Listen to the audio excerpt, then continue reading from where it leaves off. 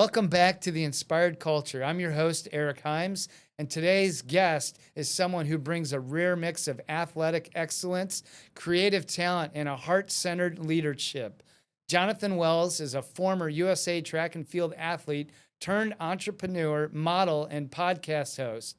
He's worked with global brands like Starbucks and Hallmark, and now uses his voice to inspire others through his platform, Inspire More Life. Jonathan, it's great to have you here. Let's dive in. Let's do it. Thank you for having me, by the way. Yeah, this is fantastic. Yeah. I was so looking forward to having you on the show today. And there's some great wisdom and insight that you're going to give our audience. Yes. And I can't wait for them to hear about who you are, your heart, and your story. And so as we dive into some of these questions together, I'm excited for them to really know who you are and what you're all about. Yes, I appreciate you having me. I love what your podcast is all about. And Inspire More Life, Inspire Culture, just the alignment there. I'm excited to have this conversation. Yeah, same here. It's instrumental how things happen, and how we came to get to know one another. And so grateful for this, really am. One of the questions that we have is, how did you build confidence in modeling and acting industries full of pressure? How did you do that? Yeah, this is a good question. Confidence. Confidence is something that may be a little bit more difficult for people to realize, right? Do I have confidence? How do I build it? How do I go about it? But it's necessary in almost everything you do, right? I really do think sports really helped me with that, really helped me with confidence. First of all, I like to replace the word confidence with courageous. I like that. Because like a lot of times people have looked at my accomplishments like they were done in confidence. And which if I'm acting cool, I'm like, yeah, I was so confident. But in reality, I had fear, but I did it anyways. Right. And I think that's what's so beautiful about courage is your ability to execute courage is confidence. That's right. I love that you say courage too. So where does your courage come from?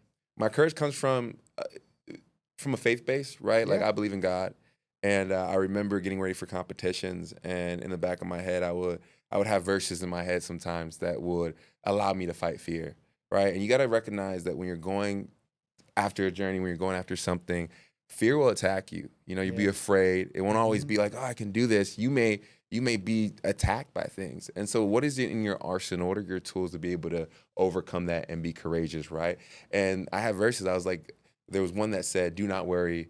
It was pray about everything and don't worry about anything. Something of that nature. Proverbs 3:5. It was pray about everything, don't worry about anything, or something of that nature. It was along those lines, but it shared that we don't need to worry in this circumstance.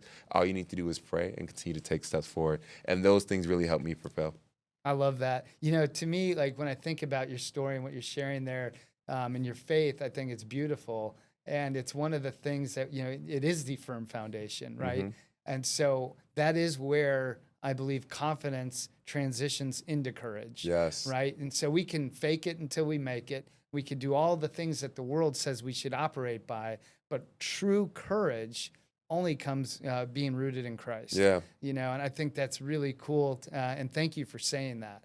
And I think also confidence is the fact that you're not so in control of the outcome, right? If you want to be so in control of the outcome, it's hard to be confident because you don't have any control of the outcome. But when you allocate the outcome to God and say, hey, God, whatever happens, it's on God. I'm going to operate within this space of the moment. I think that builds confidence too. We try to take on too much that we can't be confident. We can't be confident in what the future, but we can't be confident in how we're going to take our next step in our free will. It's things of that nature. Absolutely. Well, and God's going to lead it, right? So when he's leading you, you can trust it, and you know that what he has for you is good. Yes. And so when we know that and when we believe in that, we can let everything go. Exactly. And give him the reins. Exactly. To show us where we need to go. And And it's like, for example, you have a father and a son, and let's say someone wanted to fight you. Let's just bring that situation in here. If you're a kid by yourself, right? You're like, oh, I'm not as confident. I got no backup. But if your father is standing right there and this kid says, you want to fight? You feel so much more confident because if you know you're going to get beat up, you're like, hey, if Dad's going to hop in and save me. But if your dad's not there, then, it's kind of that concept of who is the person that's standing over you, or are you by yourself? And usually, a lot of times in this life, we try to do so much by ourselves, and the Bible speaks about it too. There's one verse that says you're going to feel the weight of the world on your shoulders in those situations. I forgot Yes. what verse that is, but it's something of that nature. And I feel like we feel like that in so many situations because we're not giving certain parts of our lives to God to just be our protector, our governor over, for example. Yeah. I love that, because when we surrender and give everything, we are giving that governance to God, not Yes. to us, where then we don't actually have to worry about it. And when we look through the lenses of the Lord, what we see is He's already done it for us, right? He's gone before us. He's laid the pathwork. He's laid the foundation. We have to follow. And as long as we're in the straight path that He has for us, yeah, we may endure hardships and challenges. Guess what? He's there with us, Yes. right? And also, because it's hard, doesn't mean it's not His will.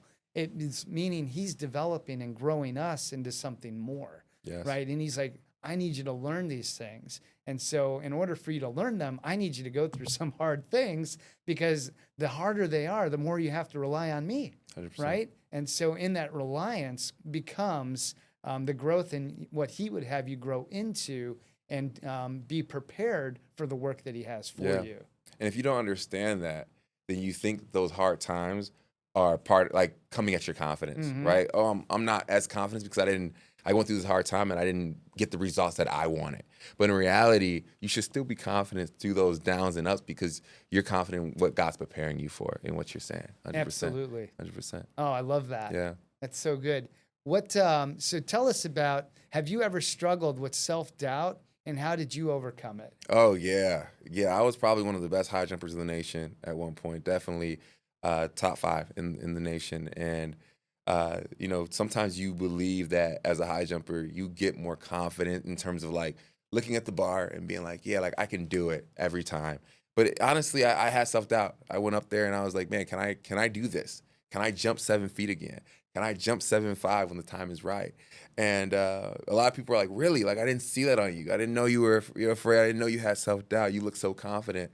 But the concepts we talked about, right, around courage and confidence and belief and faith and the Bible verses really helped me overcome self-doubt. And so if someone's dealing with self-doubt, I'm telling them, hey, that's actually normal. Don't be mad at yourself. Don't beat up yourself.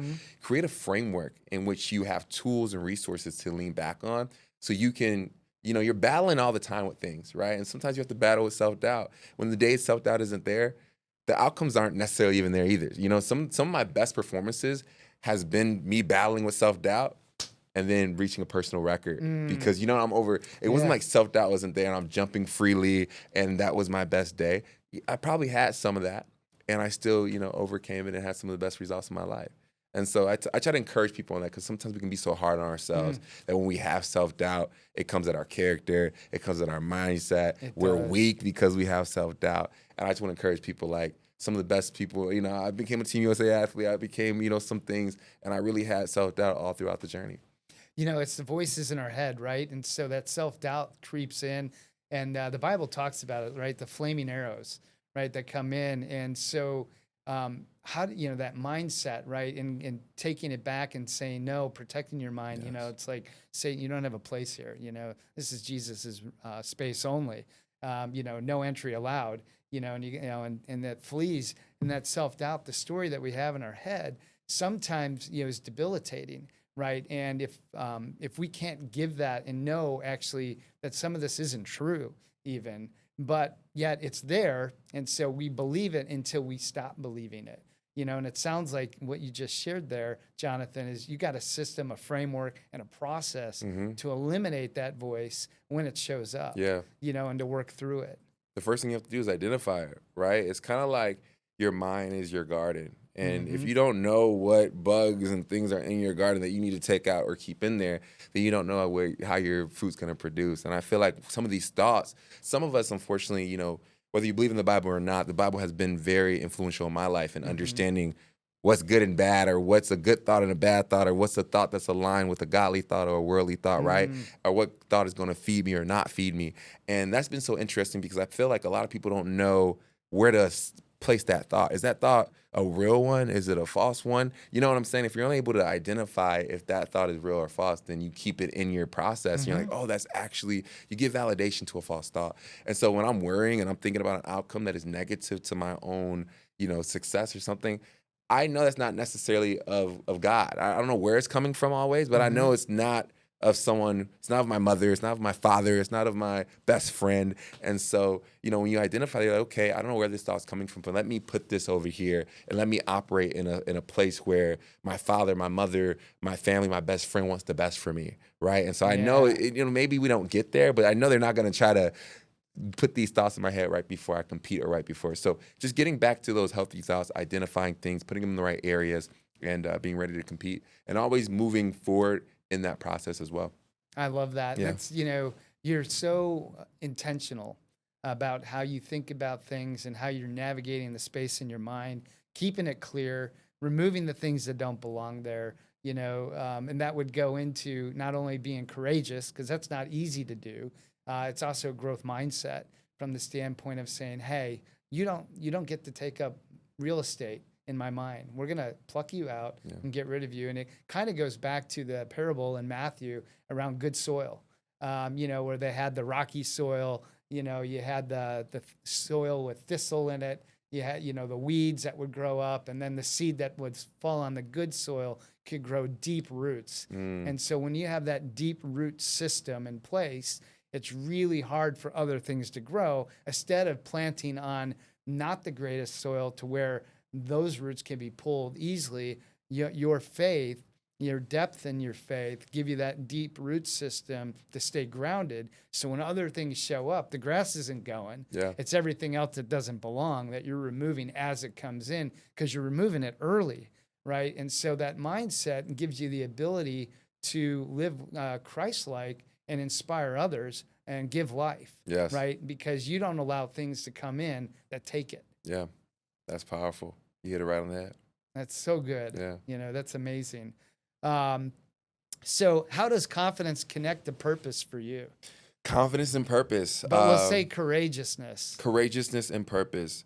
I think purpose is the goal, right? Purpose is alignment. Purpose is where we want to be and where we want to go, especially in Inspire More Life, Inspire Culture. Like, we want to be within purpose. And so that's the goal. So how do we, like, if I'm comparing this to track and field, and 7 feet 5 inches is what I jump. But let's say that's the goal, right? How do we get there? Yeah. How do we get in alignment with that? Do we need confidence or courageousness to get to 7'5"? Probably, right? You're gonna need to jump with the confidence and ability to believe in yourself. So if you want to get to purpose, it takes somewhat of the same framework, right? In order to get there, you will be challenged, but will you get over those things to be able to get to purpose, to be able to align with purpose, especially in this world where there's so many other things grabbing at your attention and making it difficult for you to just operate in purpose, right? You're like, oh, I got to work this job or make ends meet or do anything like that. But that's all part of the process. But if you're confident, you're like, hey, I know I'm going to get to my purpose, but I need to work this job, right? It's a very different approach than saying, I'm going to stay at this job and give up on my purpose. But everything's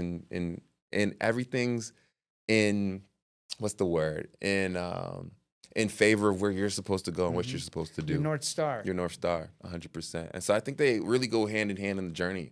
Like, I want to be within purpose, and I know in order for me to stay within purpose and to continue to show up and to continue to get there and align with purpose in the future, I need to be courageous. I need to be confident. And confidence and courageousness honestly allows you to be mobile. It allows you to take the next step. It allows you to move. And if you're not moving and you're not moving towards purpose, you're not moving in purpose. And some people would argue, they say if you're not progressing, you're regressing in a way, right? If you're not if you're stagnant, then you're, so that philosophy kind of works here. If you're not continuously moving within purpose, something's probably happening where you're getting taken away from purpose. So the thing about confidence and courageousness is it allows you to stay mobile. It allows you to continue to move forward. And I think that's so important. Absolutely. Well, we're designed to grow, right? And so I think if we're not growing, we're dying.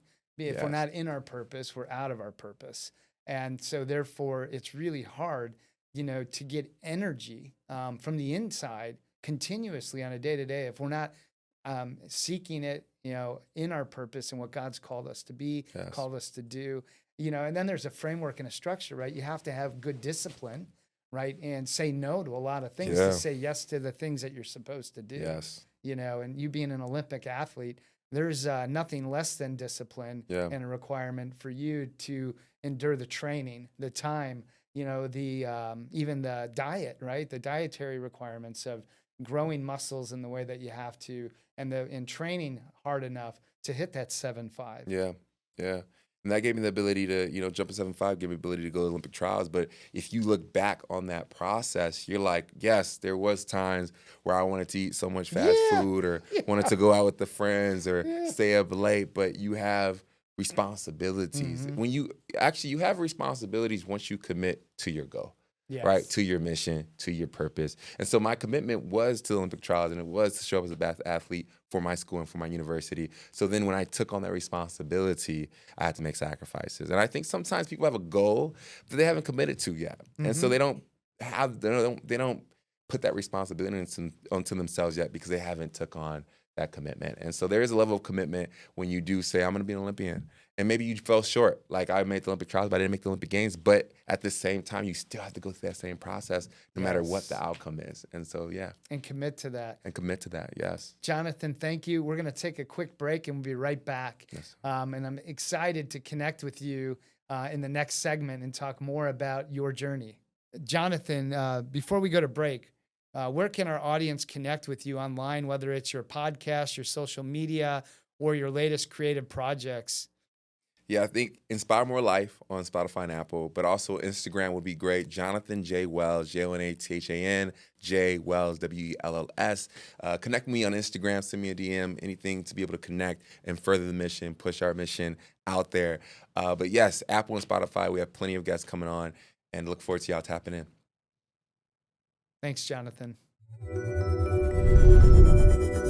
We'll be right back.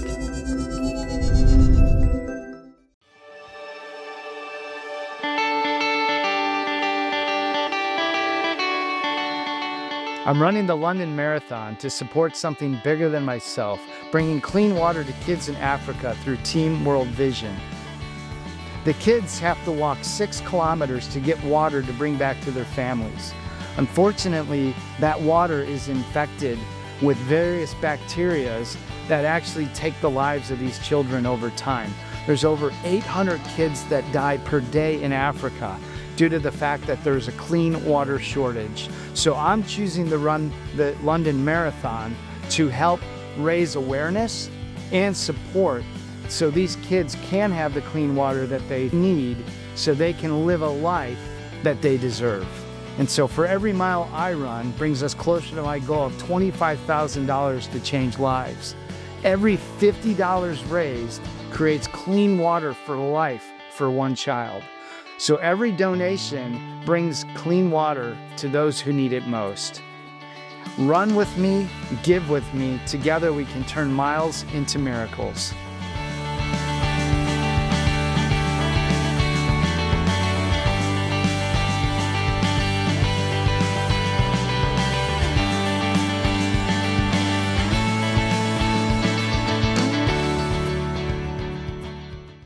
We're back with more on the Inspired Culture. Welcome back to the Inspired Culture. We're here with Jonathan Wells, athlete, entrepreneur, and host of the Inspire More Life podcast. And this next segment, we're going to explore how pain can be powerful catalysts for transformation. We're turning pain into power here. Jonathan, welcome back. And can you share a moment in your journey where pain pushed you to grow? Oh, man. Pain is all throughout the journey, right? I think one thing that comes to mind is I had significant back issues during college. And having back issues and being a high jumper, these things are conflicting. But I had a pretty bad, my lower back, I had spasms. And there was even one season where I couldn't even, really compete, but they wanted me to compete. For example, if I were to jump one time, I'll get so bad spasms that I couldn't be able to progress in the competition. Oh, wow. And my point of telling you that is it showed me what we're capable of when we first of all, challenge ourselves. And sometimes the way to challenge ourselves is we're forced to through, hey, I can actually do this to a certain amount of pain. So I'll show you the example. For example, my back injury was so significant that me and my coach had to strategize what heights we would come in. And I know not everyone's a high jumper in this room, but just to say the heights, I would usually come in around 6'8", and I would usually finish at like 7 foot, 7'2", and a good day or a record-breaking day for me would be like 7'5", right? But due to my back injury, I only knew that I only had like 2 or 3 bars in me, and so I would have to come in at my ending bar. Do you get what I'm saying? Yeah, So instead of yeah. coming in at 6'8", I would actually have to come in at a bar that I would usually end at. And usually people think, hey, you need to warm up and you need to do all this. But I had to get to a mindset where I say, you know what, I only got 3 jumps in me today. This has to be what we hit.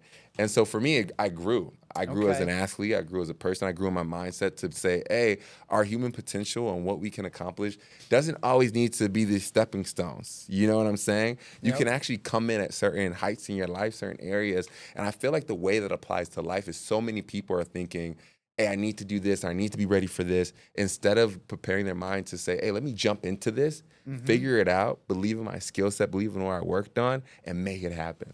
And so pain is the only reason I knew that I could come in at a 7-foot bar as a starting height instead of ending on it. That is incredible. And I love, so this pain that you had in your back, these back injuries, you said, you know what, I'm going to show up. Is a mindset. It was mindset. Shift, to say, I am going to do this. It was a mindset, yeah. I'm going to hit it. I'm going to hit it right out the gate, and not wait. Yeah. And then if it goes down from there, it goes down, but we hit it. Yeah, we hit it. We hit the jump that we needed to hit because I knew my body can give me what it could in this moment of time. Yeah. And it didn't maybe have the endurance, but I had the distance. Yes. In it. I totally appreciate that. I could totally relate. Last year I was running the Chicago Marathon, and I ran the fastest half marathon I've ever run in my life. I came out fast, but it was a disaster before I got to the start line. My Uber driver couldn't get me too close enough, so I had to sprint a mile before the race even started. I ran the mile at like 6 minutes to get to the tent where Team World Vision. And I got there, my heart's all racing, everything's out of sorts. So I get on the start line. I'm in Group A, so the front lines of running, and for this marathon in Chicago, and I start running the race at the same pace, Yeah. And so I get, into the 13-mile distance at about an hour 20.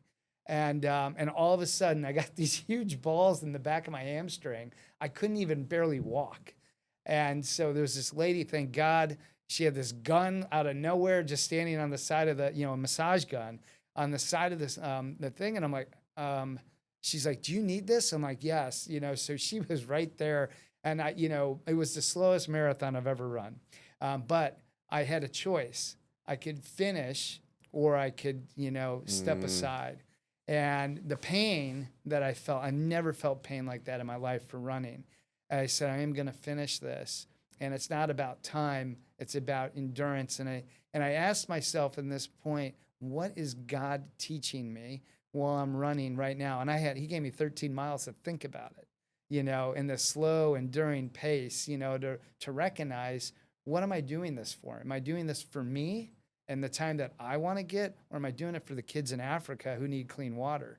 And so he's like, you're here for a purpose, and it's not about your time. Yeah. It's about a greater purpose. And so I appreciate you sharing that pain reference because, you grow in it. And for me, it is for you, you used your body to do it. I had to use my mind, and it grew my mind in that moment too, in that. And so I love how pain grows our mindsets 100%. And it gives us the ability to finish something, even though we're not our best selves on that day. And how you show up in that pain is always a thing that will stick with you forever, right? It wasn't about the outcome necessarily. Yeah. It was about you finishing the race and you executing and how you showed up throughout your pain. And I think that's a reminder, like, sometimes when you're in pain, it's not going to be your best result. Yeah. But what is going to stick with you is how you showed up through that pain. Absolutely. Well, and you proved to yourself you could do it. Exactly. Right? And that you can do it again when pain shows up. Exactly, right? yes. And the more times that you endure pain, the greater the opportunity it is to grow and accomplish new things. Because I believe that you only accomplish new things when there is pain. Because everything else is comfort at that point. Because you've shifted from discomfort to comfort. Yeah. And we got to stay in discomfort. Yeah. because that gives you the ability to grow, Yes. and so just enough pressure all the time gives you inch by inch, brick by brick growth to create the path that God has you on. Yes. Yes. And I had to remember that because I was throughout most of my collegiate career, especially when I went to Team USA, or even I can't remember a time I wasn't probably in pain. You know what I'm saying? And but now that I think about it, it's a beautiful thing about how much we were able to accomplish through praying. But there was a process and a framework for that too, right? For me to be able to do what I was doing, jumping wise, I wasn't recklessly being like, "Hey, I'm gonna jump and see if I'm gonna worsen my back's pretty important." So just to be jumping and letting your back spasm, I had to get with some professionals and say, "Hey, like, what is our criteria? See if I went, crazy and jumped for like how bad could my injury get?" And they were able to give me some guidelines and rails and say, "Hey, like, you're good. You're gonna experience a lot of pain, but it's not gonna get worse." And so since I knew that, I was able to operate it and knew that I had That's to. good. And so my point is like getting with advisors, getting with people, understanding. Is if I'm moving in this direction in pain, is it gonna worsen my outcome or worsen the situation, or am I gonna just have to experience that pain, but you know what I'm saying? It's like you have to understand what is actually hindering or what is actually affecting. And sometimes in our head, we don't know. And when you start to know, you can operate in that pain more effectively and efficiently too. I love that. So when there's pain, for everybody in our audience, it's good to get advisors. Yeah. Right? Because, the ability to grow through the pain, sometimes you can't see. Yeah. And so you need others to help you see and help with the vision and what you're trying to execute on, and know the capacity and maybe get new strategies and new ideas, right? So this pain brings a problem or a challenge, and then we can overcome it. Yeah. But we need perspective, we need lenses, we need people, we need wisdom and discernment to help us grow through that. I think that's really key, and you sharing that. I think people, when thinking about pain, God has given us our bodies, and He's given us the ability to actually see and feel and experience physical pain, but mental pain is kind of similar too. And when I'm talking about that, I like to go through the framework of what happens when you get a scar. Yeah. Right. And first you see the scar and you're like, "Oh, this is not that bad." You assess it and you realize, okay, some of your pain, maybe you don't need as many advisors.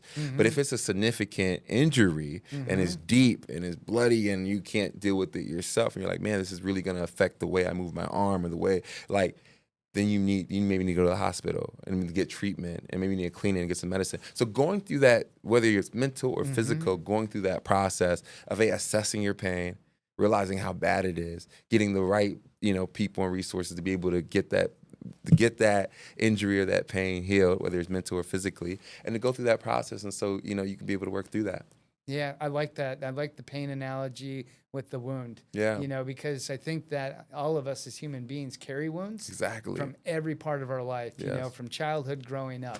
And things happen, and those wounds come in. And then, the healing process. For every wound, it's, there's a different type of triage that has to take place. In that triage space, healing can take place. Yeah. But we got to have the right pieces, the right elements, right, to do that. And so I love that. Yeah. I love that framework because it plays to your heart, your mind, your soul, every aspect of life. Yeah. In that. It's always made sense to me. If the injury's too deep and you don't really know how to take care of it. So many people are trying to be doctors for the wounds that are super deep. And they wonder why the wound's affected after a couple months or a couple years, right? And it's like, you weren't necessarily... you weren't trained to know how to take care, and that's all right. It is. You know what I'm saying? It's okay, and you tried, but it didn't work, and so now you need some professional. You know what I'm saying? And so that for me, that's always made sense for my mental and my physical when needing to bring a team together around certain injuries. And yes, you can try, but if you're not getting the results you want where that wound is taking you, then let's strategize. Let's bring the right team together. That's right. We know what we know, right? And we know what we don't. We don't know what we don't know. Yeah. And so when we bring those people around us, it's strategic, it's smart. You get another perspective. You gain wisdom through that, inviting people in, right? None of us can know everything. Yeah. It's impossible. And we're only experts in usually one or two things at most, right? Because God's given us all a gift. And outside of that, it becomes really hard. And so bringing the experts in gives you the ability to learn and grow from the experts, right? And help you heal in how you need that healing. Yeah. And realizing that the experts might not be right either. Sometimes you get an expert that try to fix your wound and you're still infected. So don't give up on the process, on the team. Just realize that maybe a different expert needs to come in. I remember I had a foot surgery, and for years I went to a doctor and different doctors, and they couldn't give me the right diagnosis. And eventually something happened. Actually, the doctor was about to do surgery on my foot, and he was just about to go in there and clean it up. No diagnosis, nothing. And his retina ended up it's called retina detachment. So his retina just like exploded, detached, and he wasn't able to see well and do the surgery. Oh. And so I was able to kind of pivot. The way universities work is you have to work within the doctors there, but if something happens, you can potentially get outsourced. And so I got outsourced, I was here in Chicago, got outsourced to a Chicago doctor, and he looked at my information, and his expertise were great, his accomplishments were great. He was on magazines and stuff. So sometimes that works, sometimes it doesn't. But it was just we were excited to see him. And I go in there, and you got to understand this foot. The first diagnosis was going to be for 4 to 6 weeks recovery. Okay. When I went into him, he's like, "Hey, like, you have this injury and it's going to take 6 to 8 months." Oh, wow. Was I disappointed? Maybe a little bit, but I was actually at peace with, hey, I finally know what's wrong. Yes. A doctor gave me a diagnosis. He gave me it with his expertise. All these other people were maybes. He was like, this is the problem. And you could, even though it was the worst, like, maybe you have some pain, you're like, well, I got to go through this intense process, but at least then like it's the right process for you. And so it wasn't about the longevity of the recovery. It was about the right diagnosis. But I had to go to a very different doctor, and it took years to get the right diagnosis as well. But the right diagnosis is everything, regardless of what the diagnosis is. Having the right one gives you a path to go forward with, 100%. to know what's expected, know what's going to come, and then work towards it to overcome it. Yeah. And but when we're playing in the dark or the shadows of what we believe it might be, but it's not, you're spending a lot of time hitting and missing. Yeah. And even, if it's the worst case scenario, at least right? And then at least you know the direction you got ahead, and you could do something with that. Yes. Things that we don't know, that we're not, really educated on, it really doesn't give us the ability to move forward because we're investing a lot of time not getting anywhere. Jonathan, it's been great to have you on for this segment. We'll be right back here momentarily with that. And so, Jonathan, thank you for being so transparent. For those who want to stay inspired by your journey, where's the best place to follow your work online? Yeah, the best place is Apple and Spotify, Inspire More Life. You can just type it in there. But also on Instagram, Jonathan J. Wells. Please connect me on there. Those are the best places. We'll be right back. We're back with more on the Inspired Culture. From setbacks to self-belief, Jonathan has walked a path of persistence and passion. And this next part of his story is all about faith in yourself. Believe in yourself before anyone else does. Jonathan, we have a couple questions about this for you. Did you ever feel like people didn't believe in you? I think we all experience that at one point, whether it's in the micro moments of our lives or in the macro moments of our lives. And I think I've been through that experience in very different areas, right? I think academically, I wasn't always the best tester in school. And I think as a middle school, at elementary school, they try to label you in where your intelligence is, right? They're like, you're capable of this based on the standardized test, or you're not. And I think as a kid, that affects you, right? You start to live in that. You start to get the grades that resemble the standardized test. And I remember my grades weren't in such a good place my freshman year of high school. And I remember, I had to kind of reflect, and the teacher kind of phrased this thing to the class, and he was like, if you had a kid of average intelligence, would you put that kid in an honors class or a regular class? And the teacher, the class picked the regular class because they were so worried about self-esteem and how the kid feels. But the teacher was like, I would put that kid in the honors class so he can rise up and compete. And maybe he isn't of average intelligence. He's just in an environment where he's demonstrating average intelligence. And for some reason, I felt like, something just clicked for me, that I needed to put myself in better environments and different situations. Oh. No one was going to do that for me because of these standardized tests and the system that was trying to allocate or that was trying to identify or assess my level of intelligence. And so I ended up just putting myself in those classes. It's very weird. You actually have a lot of agency and autonomy in ways in high school that you just don't know about. Yeah. And honestly, in this world that you probably don't know about, that we don't tap into. So I Mhm. just went to my guidance counselor. I was like, hey, I want to put even though I didn't have the grades necessarily, I told him I want to put myself in as many honors and AP classes as possible.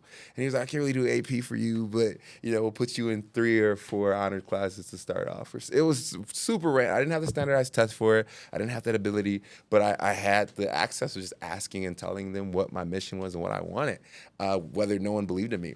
And so I ended up doing that, and my grades skyrocketed. I went from like Wow. let's say a 2.5 to a 3.6 GPA in like 1 year, just like a semester. And then I went from a 3.6 to a 4.2, a 4.2 to a 4.6. And then when I got into my college recruitment, no one could tell me that I couldn't be successful in college. And now I have 2 degrees. I have an MBA, and when I graduated my MBA with a 3.85. But right, the growth of that from no one believing in my level of how I can succeed in this academic realm. And I think that's such a beautiful story. Whether that's in academics, I think this happens in sports a lot, right? Someone's like, man, like you're not going to be able to jump. Even in sports, I was 6'3". I was about 200 pounds. I wasn't a normal high jumper. Sure. So everyone's looking at me like, man, do the heptathlon and do this event and do that event.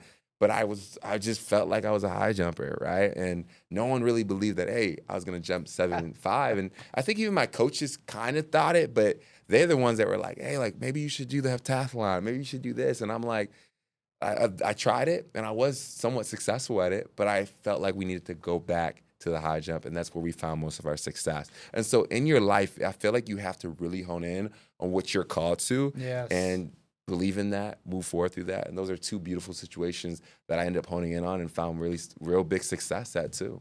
I love that. And there's a curiosity to it. Yeah. Right? You were curious about yourself.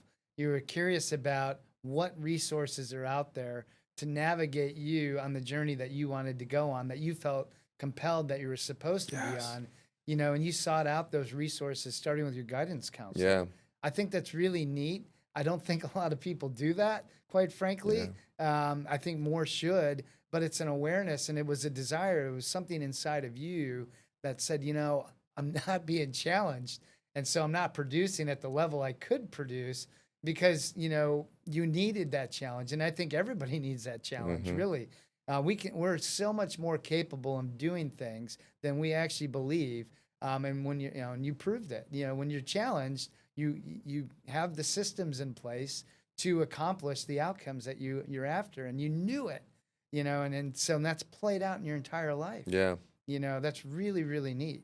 And I feel like, there is a commonality of people not believing in you until you start to show some fruit. And so when I started to show my intentionality, share my vision, share my mission, I started to get some people on board because of the clarity in which I was operating in which I was operating in the actions and things of that nature. So you start to get believers and followers in a way along your journey. And so I want to encourage anyone, like, when you're not operating in your truth, don't be surprised when no one believes in you, right? Because you haven't aligned on the habits and the things you're doing. And so they're not going to bet on a horse that isn't doing the training, right? And going to win that race. And so you have to start to align with your habits, with who you are, with the way you're speaking. And they're like, wow, like, I don't know why I believe in this guy, but I do. And it's because of the way you're speaking. It's because of the way you're carrying yourself. It's because of the way you're attacking that mission. You're showing up. You're showing up. Right? You're committed. Yeah, and people are seeing it. It's a consistency, right? In anything that you do, consistency is key. From your habits to your personal life, to your professional life, your goals, your vision, right? So we, at INSPO, we created something called the Visionary Growth Objectives. So we help people cast their own vision for their own mission, and then we help support that framework with the certain habits and goals, weekly, monthly, and BHAGs to get to those outcomes.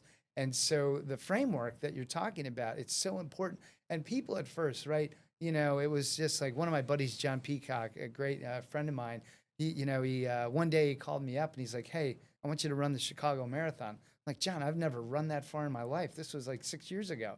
And I said, I'm not sure that I could do this. And I will only say yes if I know I can and commit to it. And so my buddy and I said, I called up my buddy and I said, hey, you want to run a half marathon tomorrow? Because I said, I figured if we could do a half without any training, we could run a full with training, So we showed up, we tried it.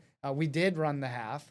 And I'm like, okay. I called my buddy up. I'm like, hey, John, I'm in. Let's do this. I've never done it before, but let's figure it out. And that set off my running career 5, 6 years ago. Yeah. But the thing is there was a consistent training program, right? So I had to show up and do so many runs every week, not just for like 5 weeks, for like 24 weeks. Yeah. And it was just this commitment. And at first, people were like, are you or are you not? But when you start showing up and you start showing the results, people want to jump in, right? It's all the work. The finishing of the race is finishing, but it was all of the work and the prep before even showing up to race day to get there. Yeah, especially over a long period of time too, right? Time is your friend in that regards when you're building training and showing up in your truth over and over again. You just can't help but embody and build the identity that you need to show up for what you need to show up for too. And it builds, right? It starts growing. It's, habit stacking, but on top of that, you're gaining momentum and you're gaining belief, right? That belief that you can do it, and that others then start believing in you as well. It always starts with you believing in yourself first, because that belief, even if you don't fully believe in yourself, because I think this is another conversation too, is like some people don't fully believe in themselves, but they believe in themselves. Believe in yourself enough to take that first step, to ask that first question, to do that first review. Even in areas where, I'll give you a situation. I graduated college, finished my MBA. I didn't have that much work experience because I was so, submerged in sport. But I felt like I wanted a 6-figure income. Like, it just was something in my vision and my thing. And I was only 25 years old at the time. And so I didn't need a 6-figure. It was just a goal that I wanted to go about and get after. And I was going job after job. And let alone I wasn't getting 6 figures. I actually wasn't getting a job, But I had a runway to give myself. I had like 8 to 12 months. And so every week I'm interviewing, I'm doing things and I'm getting rejected. I'm getting offers that are super below I'm getting 60K. And not that any of this is bad. It's just, I had a goal. And I thought it was going to be maybe 80K or something like that, but I'm only getting 60s and 55s and 70s. But I keep consistently going through that process and believing like maybe I can put myself in that position. And eventually I end up applying to a place and they gave me an offer for 80K. And so you think the story stops there, but the belief in me was like, no, I think, first of all, I have enough runway to continue to pursue where I think I can pursue, but also I believe that I can potentially get this offer to 100K. So I negotiated 18 plus K. I moved it up to a 105 compensation package. But my point of it was all because of a belief, That's right. And no one believed that. And I was like, man, this might be my goal. I think I can, do this. And everyone's like, bro, you don't have any work experience. You don't have this, you don't have that, you don't have this. And I was like, I think it's possible. And that little belief allowed me to negotiate, strategize, and advocate for myself to put myself in that position too. Well, and it gave you time to really understand the value that you have to offer an organization, right? Others didn't see it. And maybe you didn't have a chance yet to articulate it the right way. But over time, you got the reps in. You did the reps, and you didn't accept something less than what you were worth. And you knew it inside, but you had to help people see it. Right. And so it took a moment through the reps to understand, this is my value proposition as Jonathan. This is what I bring, and I bring a lot. I need people to understand that. I need them to see that. And so your repetition through the interview process gave you the ability to tell your story, right? And share that story within the organization that gave you the offer. Right. But it was only until you were able to articulate the value, which you already believed it, but in your belief system, now you had others to have to believe. Right. And so you used then what you had to create the system, to create the vision, and you got others to jump in and say, we believe in you too. Right. Such a good point. And what I realized too, especially in my industry of modeling and entertainment, is like when you pitch someone on something, people don't like to operate in the imaginary. They want to see a pitch deck. And so part of creating a pitch deck or creating what I was doing when I was going for corporate in that job is I was taking research on why MBAs get paid 30% more and putting that in my email. I was going why athletes are, I don't want to say more productive but why are they super competitive and maybe grow at a higher rate than maybe an average or an employee that did not have an athletic background or something of that nature, right? I was just pulling resources and research to be able to advocate for myself and negotiate. And I think that's so good for everyone thinking like, if you believe in yourself, that is good. You know, you can create Mm-hmm. the imaginary, hey, like this is what I can do, but bring in resources, bring in evidence, bring in research to support who you feel you are and who you feel you can be. First of all, that will increase your belief in yourself. Because as I said, sometimes we believe in ourselves, but how do you 100% believing in ourselves isn't necessarily is where everyone operates. They need to continue to increase that belief in themselves. And usually you can do that through research and other things to be able to increase that belief. Absolutely. Well, and every person's invaluable, right? Yeah. Because we're all made unique and we all serve a purpose and we have a role to play. Now, where we show up depends on the value that people see in us too, right? And we can do the same job for two different organizations, and one is going to pay us a lot less than the other because they don't see the value. It's like the analogy of the water bottle, right? You can buy a water at Yeah. Costco for whatever 50 cents for a case. Like each bottle's 50 cents. You can buy it out of a vending machine for $2 or on an airplane for 5. Yeah. Right? It's the same bottle. You're the same person. You went through the interview process, but you were able to articulate your value differently, and you helped find out and align yourself with the purpose of the mission of their organization best too, right? And so they're like, if I'm the employer, I'm looking at you, Jonathan, saying, you know what? He's going to be intrinsically motivated to be here. He's going to help us move the bar, not only for himself, but for us too. We want to invest in that, Yeah. right? And so they saw you not only as valuable, but somebody worth investing into. Yes. And that's the dynamic that we have to create as individuals out in the marketplace, because the reality is everybody has great value to offer. They first have to see it, and then they have to show it. Yeah. You can't be too emotional and be upset why people don't believe in you. I think that's something you got to grow through as well, because we can't get emotional, like no one believes in me or anything of that nature. But believe in yourself, take that first step. It's a lot. Yeah, absolutely. So, Jonathan, we have like 30 seconds left. Is there anything that you want to share with the audience? Oh, in terms of share with the audience, just believe it. I love the conversation of believing in yourself. I think it's so important. I think it's the first step. Believe in yourself. Don't be surprised if people don't believe in you. It's just you need to continue to show up in your truth, show up in your authenticity, align, and I guarantee you more people will be able to champion you, get behind you. It's just a matter of time. Jonathan, before we wrap this segment, where can people tune in to your podcast or reach out to connect with you directly? Inspire More Life on Apple and Spotify, and then feel free to message me or anything on Instagram, Jonathan J. Wells. We'll be right back.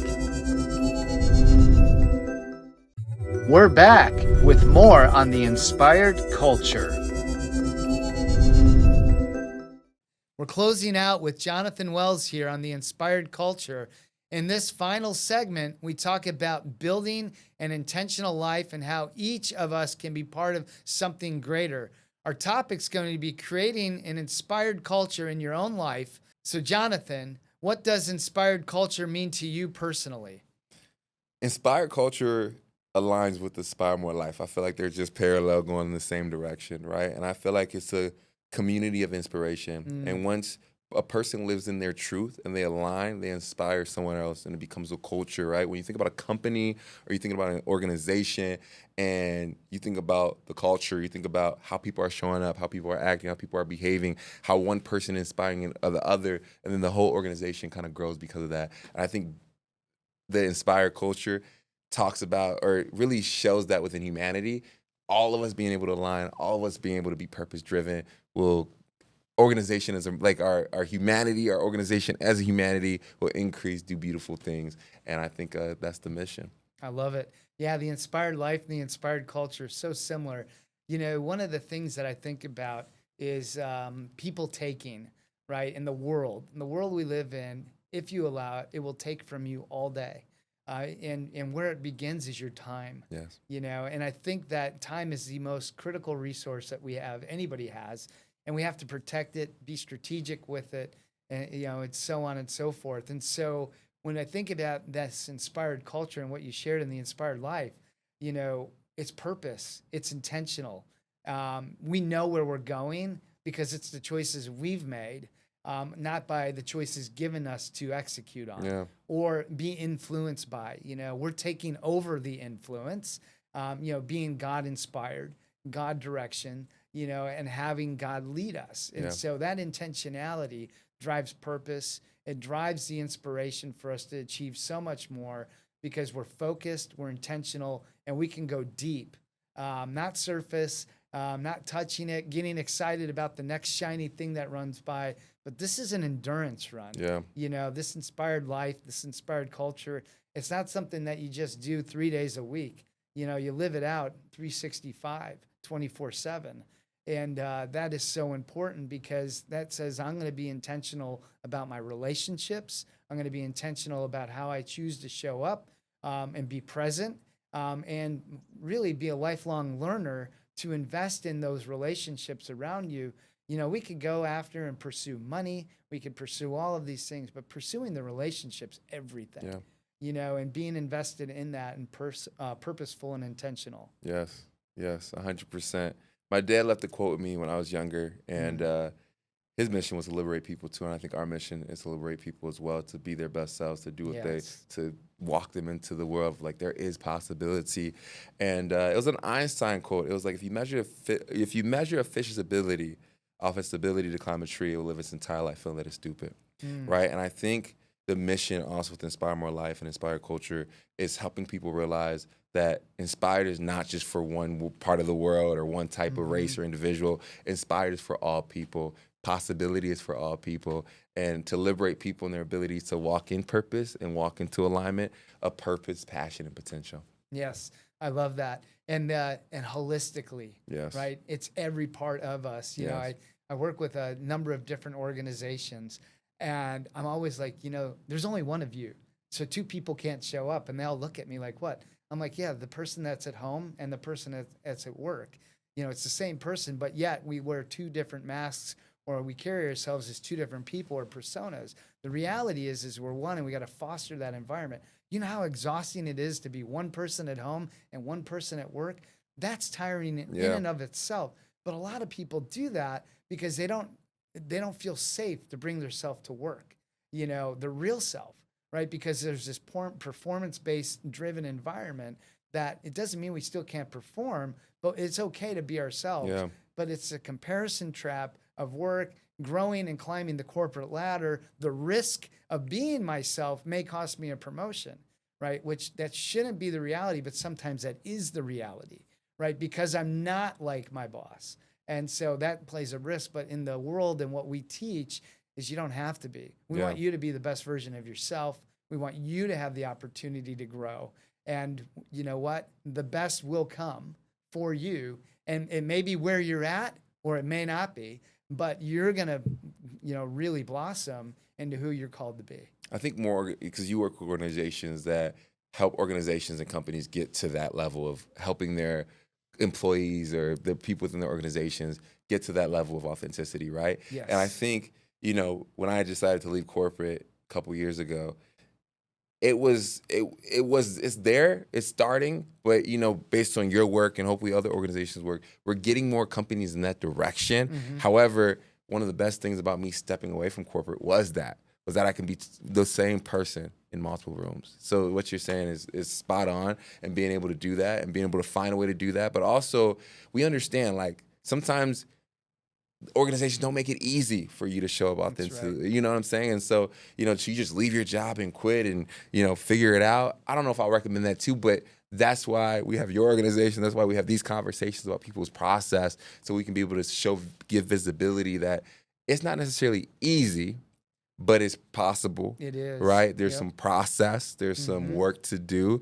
And there's some sacrifice as well. But it's so important to show up as yourself authentically and transparently in multiple rooms, for sure. And that's been one of the most beautiful aspects of my process, and that change for me, that transition. Isn't that great? Yeah. Because, I just get to be me. 100%. You get to be you. And it is so life-giving. Yeah. Because it doesn't matter. And you're not worried about being judged. Yeah. Right? Well, it went well, or that didn't go well. That sits with me, and I have to deal with that. And so I love that and what you shared, because the reality is that the more authentic we are, the greater we have the ability to give, Yeah. right? Because when we're rooted and grounded in our authenticity, that gives us life to innovate and create, right? When we're not, when we're looking at what everybody else is doing, well, we're stuck with what everybody else is doing too, right? And we're in the system then of doing what we're all doing, and we're no longer innovating. Yeah. But when we're our most authentic self, that's where this creativity is unlocked in our mind. And then our mind, because we have then courage to step out and live out that creativity and say, you know what, I'm going to put an idea out on the conference room table and let's see where this goes. And maybe that idea sparks another idea. Right now, all of a sudden, we have a collective of ideas that creates a new business model, a new vertical in an organization, a better experience for people. But it all comes from that purpose, that innovation. And then I'm intrinsically bought in because guess what? This was part of my idea. It wasn't the whole idea, Yeah. but we fostered that environment, right? And I feel like the inspired life, the inspired culture, it does that. It fosters that, which gives the world something new, right? We all live in the world and how it functions and operates today. But I believe being inspired, we're called to bring in something new. Yeah. When you're yourself, you're a multiplier, you're an amplifier. And so if you don't show up yourself, you're losing that multiplying effect of creativity and leaning into certain parts of the brain and having that authenticity step into. Honestly, we can't even calculate when our authentic energy connects with other things in our life, what that will do. But if you don't show up in that, you're missing out on that. It could be a 2 multiplier, it could be a 4, it could be a 10, it could be 100. You don't know what you being yourself, stepping in certain rooms, creating certain relationships will do for you. So it's so important. That is well said. So how can everyday people create a ripple of positive change? Yeah, everyday people. First of all, I think, we're all everyday people, That's right. right? Like, we Yeah. got to realize that no matter we're looking at your A-list actors to maybe what people may call blue, white collar workers, like we're all everyday people, and no matter how many cameras are on us, no matter how many podcasts we're on, anything of that nature, we're all everyday people. So I just want to encourage people, like, you are the A-list actor in your That's life. right. You are That's right. you are the Apple organization of your life. I think we're all like little businesses too. You know what I'm saying? Like, I'm Jonathan Wells, my business, and you got to think of yourself in that way. And as an individual, how can you create a ripple effect of impact? I think it starts, first of all, I look at it like macro and micro, right? Micro impact and macro impact. And I think we all do micro impactful things. We create ripple effect through micro behaviors all the time. So I want to encourage everyday people, including myself, to continue to show up in micro moments, right? Whether that's giving on the street or giving someone a word of encouragement, or maybe you're living with your family or friends or something like that. You got roommates and you're waking up at 4 a.m. and you're doing what you need to do. Like, you're being light in your habits and your behaviors. And what's so beautiful about that is micro behaviors, when you do it enough, it can turn into a macro behavior. Yes. And so, for example, if I'm giving, maybe let's say we have in Chicago homelessness and things of that nature. If you're giving $1, let's say for a year straight, 365 days, how is your habits going to evolve? Eventually, your mind progresses. Like, how can I, not just have one person a day, but 2 people? And then maybe you're like, you know what, let me start an organization around this. Yeah. And now people are looking at it like, man, you're making big ripples because of your organization. But you're like, man, this all started because I was giving $1 a day. And my heart grew in that process of giving and that process of showing up. Maybe you waking up at 4 a.m. and you're doing that for a year. And you're like, you know what? Like, your roommates get excited. They want to wake up with you. And their roommates. And then you create a community. And now you got a whole organization waking up at 4 a.m. And you're like, that just started with me waking up at 4 a.m. And so the ripple effects is through micro behaviors, micro decisions that create bigger things. And I think that's a beautiful thing as well. It is. James Clear, the author of Atomic Habits, start small, right? Yes. Start small. And so $1 to waking up at 4. I'm a 4:45 a.m. guy. That's I start my day every day at 4:45. But it's one thing and becomes who you are, right? So over time, it's like, I'm going to try this out. And then all of a sudden, I'm not trying this out. It's who you become. Yeah. In all of the good things. Now, I want to highlight that positive habits create positive impact. Negative habits create negative impact, right? And so for everybody that's listening in, we have a choice. We're going to be intentional and positive to create those impacts, and those positive ripples or are we going to create negative ones? Because the negative could be just the same. And so I want to encourage everybody, choose the positive choice and grow in that. And that will become you, Yeah. right? In everything that you do. And I know it's hard, but you can do it. Yeah. You really, really can do it. I want to just build on that and say, like, identify what those positive things are and what those negative things are. Because sometimes we may have negative things in the positive area, and we might really be thinking it's fine. And so really take some time to assess, like, I like to say, what's the ROI of this behavior for myself or the other individual? Like, both mutually, you know what I'm saying? Like, what's the return on this investment? You're going out, you're going to sleep late, like, are you being more productive? Like, do you want the returns that you're getting on the decisions that you're making? And maybe, like, and so you start to assess and you start to see, you're like, you know what? For me, I was like, going out and I'm like, man, I'm not really making the connections I want going out in this environment. So let's change this behavior and put this in this area. And so I'm making continuous decisions to say, hey, am I showing up and getting the results that I want as an individual that wants to be impactful, purpose-driven, and wants to have a positive influence? I love that. Jonathan, we've hit our time today. It's gone by so fast. I've truly enjoyed having you on the TV show, The Inspired Culture. And I look forward to, we're going to have to come back together because there's just so much to talk about. It's just been an incredible conversation together. I appreciate the work that you're doing and all of the great things that you've accomplished. And you're just hitting the ground running. And so I know you've accomplished so many things, but there's so many more things for you to do too, I believe. And so I'm excited for your path forward and where you're going. And I think that there's going to be just incredible things to follow for you. I appreciate you. Thank you for having me on. I love your mission. And I hope one day we could do a little collaboration in the future as well. That would be amazing. But thank you so much. Yeah, you bet. Appreciate Definitely. you. Yeah. Jonathan, thank you so much for bringing your wisdom, energy, and heart today's episode. For those inspired to go deeper, where should they go to find more about your podcast and projects? You can find me on Apple and Spotify, Inspire More Life, but also find me on Instagram, Jonathan J. Wells. Send me a message, ask any questions. We're all about growth. We're all about inspiration. Let's do it together. This has been The Inspired Culture, where we believe leadership starts with you, the life you live every day. A huge thank you to Jonathan Wells for reminding us that confidence is built, pain can be turned into power, and living with purpose is always possible, even in tough times. I'm Eric Himes, and until next time, keep creating a culture that lifts others, starting with the one inside yourself.